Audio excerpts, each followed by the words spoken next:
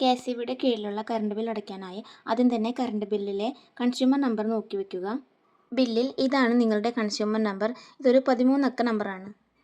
Google പേ വഴി current bill അടയ്ക്കാനായി Google പേ open ചെയ്ത് താഴേക്ക് സ്ക്രോൾ ചെയ്താൽ ബിൽസ് ആൻഡ് റീചാർജിൻ്റെ നേരെ മാനേജ് എന്ന് കാണാം. അതിൽ ക്ലിക്ക് ചെയ്യുക. താഴെ ഇലക്ട്രിസിറ്റിയിൽ ക്ലിക്ക് ചെയ്യുക. ഇവിടെ കേരള എന്ന് ടൈപ്പ് ചെയ്താൽ കേരള ഇലക്ട്രിസിറ്റി കെ.എസ്.ഇ.ബി എന്ന് വരും. അതിൽ ക്ലിക്ക് ചെയ്യുക. കൺസ്യൂമർ നമ്പർ എന്നിടത്ത് നിങ്ങളുടെ കറണ്ട് ബില്ലിലുള്ള 13 അക്ക നമ്പർ ടൈപ്പ് ചെയ്ത് കൊടുക്കുക. നിക് നെയിം ഓപ്ഷനിലാണ്. പേര് കൊടുക്കുകയോ കൊടുക്കാതിരിക്കുകയോ ചെയ്യാം. ഞാനിവിടെ മൈ ഹൗസ് എന്ന് കൊടുത്ത് കണ്ടിന്യൂ സെലക്ട് ചെയ്തു. ഇപ്പോൾ ഇങ്ങനെ ഒരു ഭാഗം വരും. എൻ്റെ ഫാദറിൻ്റെ പേരിലാണ് ബില്ലുള്ളത്. അതാണ് ഇവിടെ കാണിക്കുന്നത്. താഴെ ലിങ്കിൽ ക്ലിക്ക് ചെയ്താൽ കറണ്ട് ബിൽ അടയ്ക്കാനുള്ള ഭാഗത്തേക്ക് എത്തും. താഴെ റീഫ്രഷ് കൊടുത്താൽ അപ്ഡേറ്റ് ആയിട്ടുള്ള ലാസ്റ്റ് ബില്ല് കാണിക്കും. എപ്പോഴും ബില്ലടയ്ക്കുമ്പോൾ റീഫ്രഷ് കൊടുത്ത് ന്യൂ ബില്ലാണെന്ന് കൺഫേം ചെയ്തതിന് ശേഷം മാത്രം ബില്ലടയ്ക്കാൻ ശ്രമിക്കുക. ഇവിടെ പേ ബിൽ ക്ലിക്ക് ചെയ്ത ശേഷം പേ എന്ന ഓപ്ഷൻ സെലക്ട് ചെയ്ത് കൊടുക്കുക.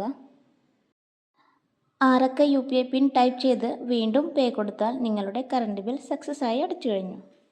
Thank you for watching online world Malayalam. ഇത് എന്നും സാധാരണക്കാരുടെ ലോകം.